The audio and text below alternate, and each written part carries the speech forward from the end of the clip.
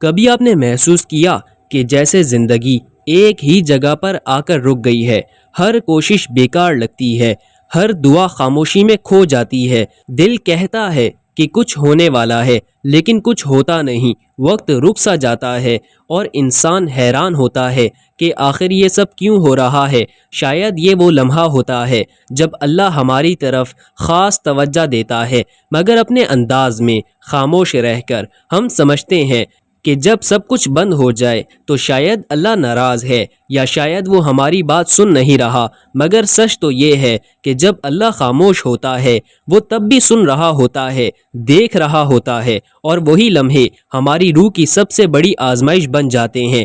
زندگی کی ہر رکاوٹ صرف رکاوٹ نہیں ہوتی، کبھی وہ بچاؤ ہوتی ہے، کبھی رہنمائی، اور کبھی وہ لمحہ جس سے ہماری پوری تقدیر بدل سکتی ہے۔ اللہ جب راستہ بند کرتا ہے تو وہ محض روکنے کے لیے نہیں بلکہ بچانے کے لیے کرتا ہے۔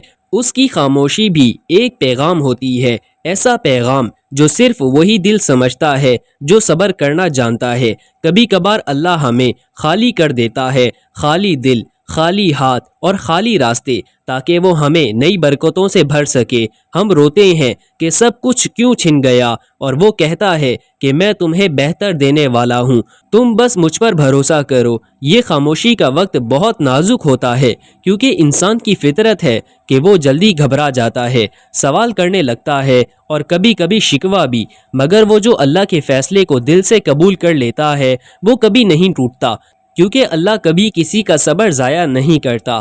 ہم اکثر اپنی دعاؤں کے جلدی پورا ہونے کی کوشش رکھتے ہیں، ہم چاہتے ہیں کہ جو مانگا ہے وہ فوراً مل جائے، لیکن جو چیز دیر سے ملتی ہے وہ اکثر زندگی بدل دیتی ہے۔ اللہ ہمیشہ بہترین وقت پر دیتا ہے، اس وقت پر جب ہم اس نعمت کے قابل ہو چکے ہوتے ہیں۔ جب زندگی تھم جائے تو دل تھام لینا سیکھو، جب خاموشی چھا جائے تو اللہ سے دل کی باتیں کرنا سیکھو، جب کوئی جواب نہ آئے تو خود کو سنبھالنا سیکھو، کیونکہ جس نے تمہیں اس آزمائش میں ڈالا ہے وہی تمہیں اس سے نکالنے والا ہے۔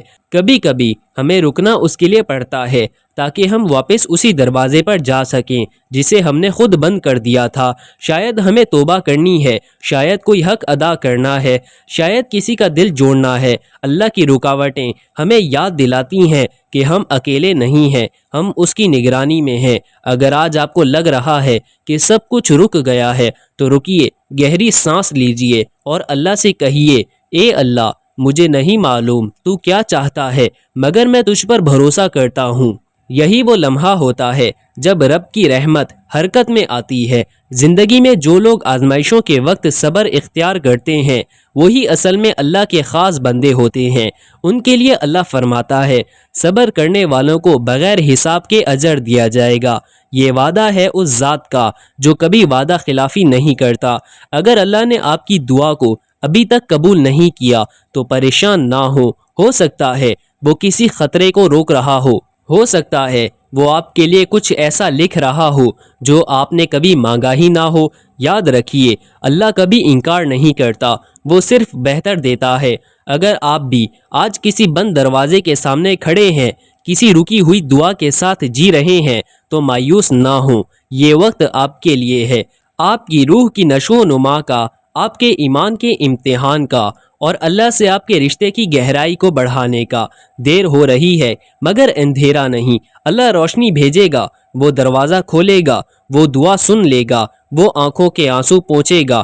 بس آپ اس پر یقین رکھتے رہیے۔ اگر آپ نے کبھی اللہ کی خاموشی کو محسوس کیا ہو، اگر آپ کو بھی کبھی لگا ہو کہ سب کچھ رک گیا ہے، تو آج کمنٹ میں بس ایک بات لکھ دیجئے، میں اللہ کے فیصلے پر راضی ہوں، تاکہ کسی اور کو بھی حوصلہ ملے، کسی اور کی بھی امید جاگے، اور اللہ کو آپ کا صبر اور رضا دکھائی دے۔